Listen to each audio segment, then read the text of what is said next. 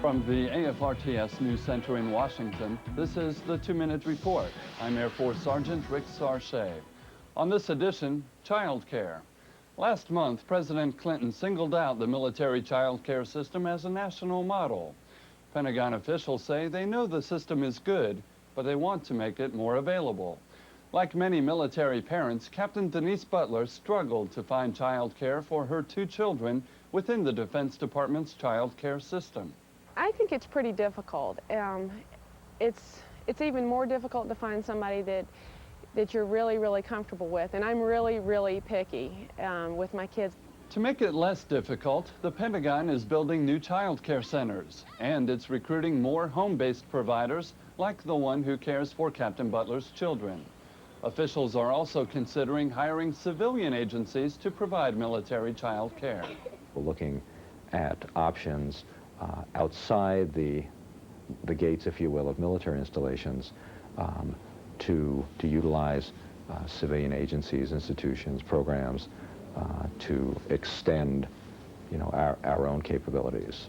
He says the Pentagon's goal is to meet 65% of its child care need by the end of this year and to meet 80% of the need by 2000. Captain Butler says knowing her children have good, dependable care makes her a lot more comfortable and makes her a better military member. You just can't concentrate on your work if you're worried about your children. As the Pentagon expands its child care program, officials say it will keep the same high standards that earned the president's praise. That's the 2-Minute Report. From Washington, I'm Air Force Sergeant Rick Sarche.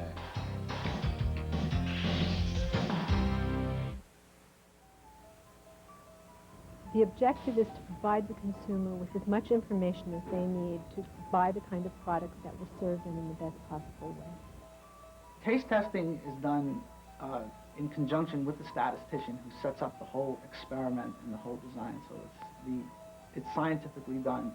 An anechoic chamber is one without echo. These rooms are critical in the testing of our audio equipment. We buy the products from stores exactly the way a consumer would have access to the product. In order to maintain the accuracy of the results we get and the analysis that we do, we follow rigid test procedures and standards. Well, this machine is our durability tester.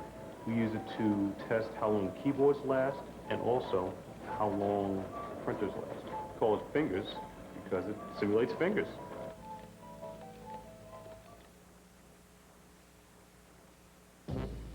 It's 1913, and everybody's talking about traveling across the country, if they're lucky enough to own an automobile. Of course, they might find a few potholes along the way, but in 1913, going across the country is a whole new experience.